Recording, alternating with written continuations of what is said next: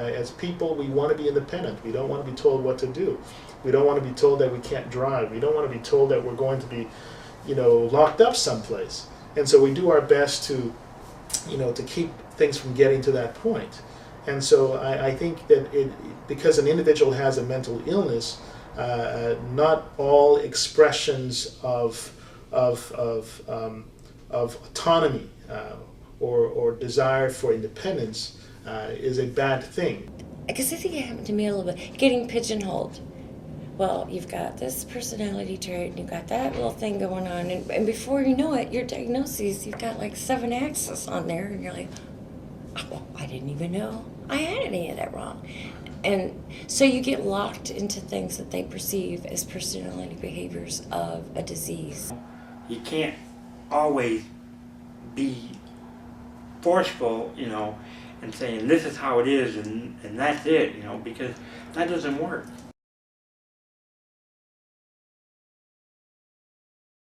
I mean, your relationship with your patients is crucial for success, and being able to allow a little bit of yourself to be present with them. Medicine works differently if your patient is able to trust you. So I have patients that are on the same medicines they were 10 years ago, but after a 10-year relationship, they are functioning at an astronomically different level than they were then. Why say hallucinations? If the patient says the devil's talking to me, all right, how is that going? How much is the devil talking to you? And my goal is to have the devil keeps talking to you, but it doesn't affect you as much. You're able to stand up to the devil. We've had some really difficult people, and our number one, I think, success with these guys and women is respect of the person. They treated me, like a regular person, other than my meds, they always treated me like I was one of them, It was my life. It's not like they were ever trying to control my life. They were trying to help me have one. She's like a Houdini, and she's kind, she's caring, and she has hope within her patients. They may have all the training in the world, but you live with you, so you know yourself. So a good psychiatrist listens and then puts what you're saying with their knowledge, and then you guys come up with a plan together. Okay.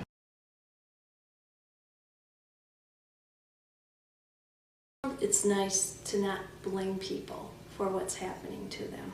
In my world, it's nice to see people understand from those who are helping them that they can get better, and it's kind of an expectation. That helps a lot. We want to empower patients. We don't want them to passively come in and be treated by us, but rather view us as resources so that they can build the skills and employ the practices, ultimately enabling them to either work less aggressively with us or perhaps move on outside of the mental health system altogether. They can function in life just fine if they know how, and if they're given the tools to do it. But you can come here, you can pick up the tools, or you can set the tools down. But if you pick up that tool, it's what you learn to apply that. They tell me what to do about the voices, which sometimes I don't get around to it, but they always told me, listen to your radio, watch TV, don't pay attention to those voices, they say, or do something that will distract me from that, And that's about the best way you can deal with voices,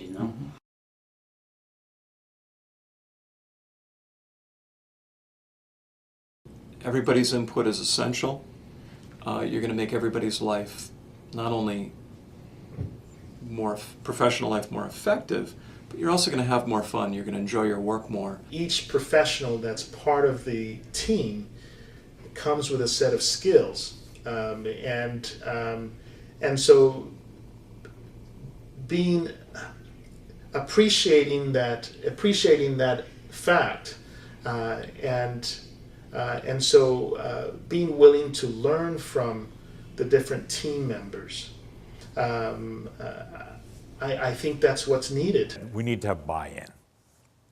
You don't do that anywhere else. Again, that's one of the other ways that ACT is special, is treatment of the patient. You and the patient negotiate, but then the ultimate decision includes negotiation with the team. Now, as the team negotiates, what they negotiate is farther away from what you believe is right than you want, then it's at the team meetings that you advocate for your position. Really be a part of the team and be able to use the team as your eyes and ears in the community, because you can't always be there, and you can't treat patients as difficult as this without having eyes and ears in the community and knowing what's going on.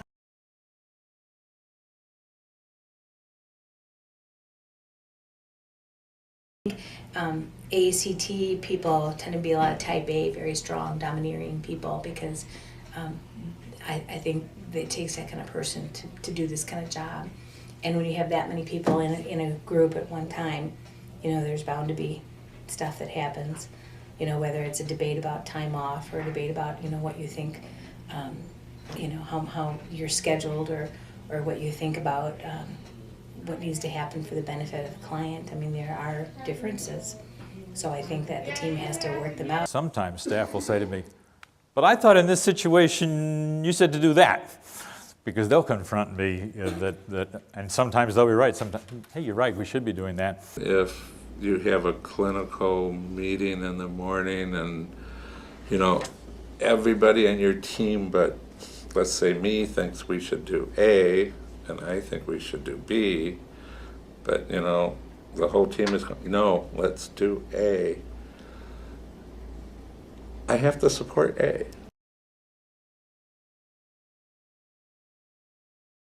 For a doctor coming in, I think probably the most important thing they can do on their first day in terms of setting up for success is to be respectful and genuinely interested in the team, because you have to function as a team, as a real team member when you're doing this kind of work, or you really can't be successful and you just end up getting angry and burned out.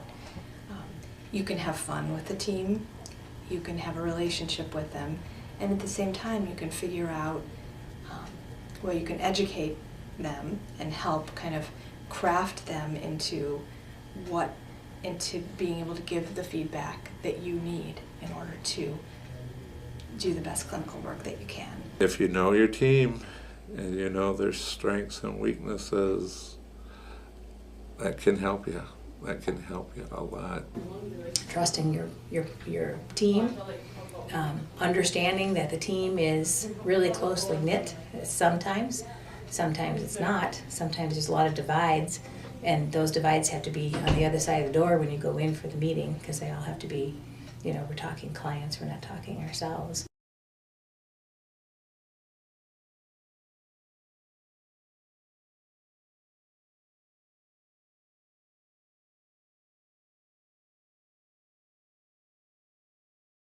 The initial plan with ACT was this continuity of care was considered very important.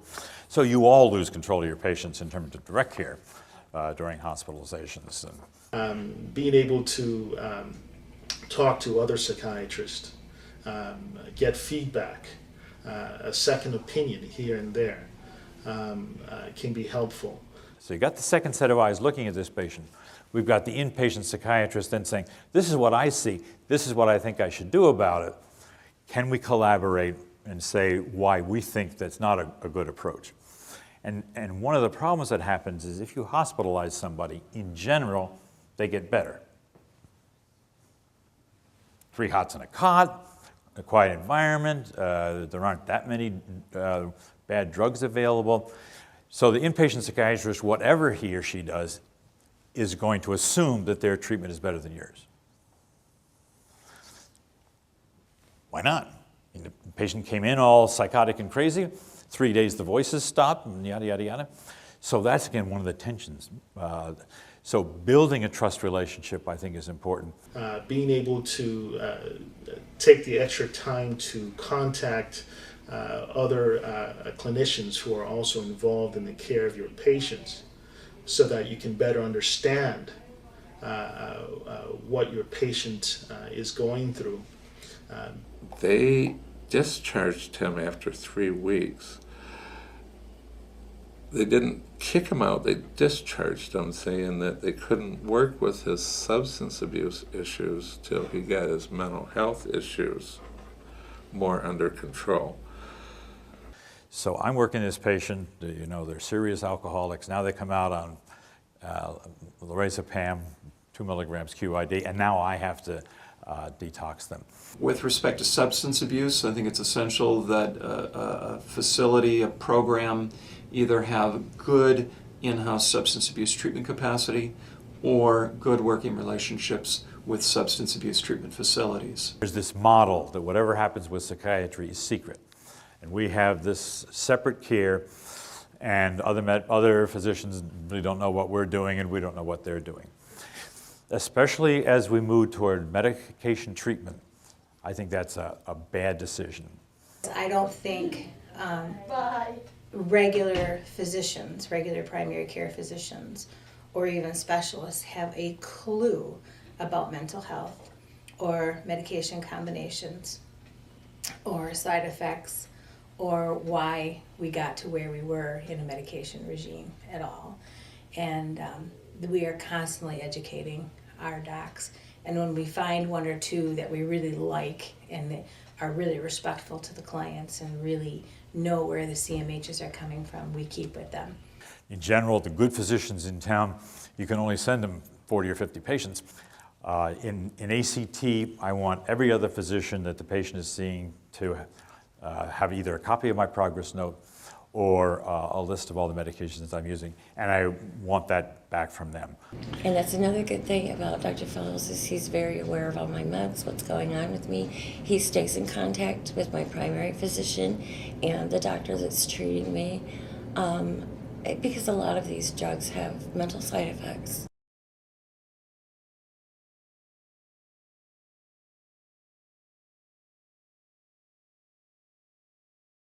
As our patients talk to their medical physicians about their symptoms, they will often present them in such a way, either by words or behavior, that they do not get full medical treatment. They get brushed aside. And one of the ways that ACT can do that is by attending appointments with other physicians when patients see them. How many of you can't do it all the time, but the default setting is that an advocate is at the physician's office when the patient sees another physician?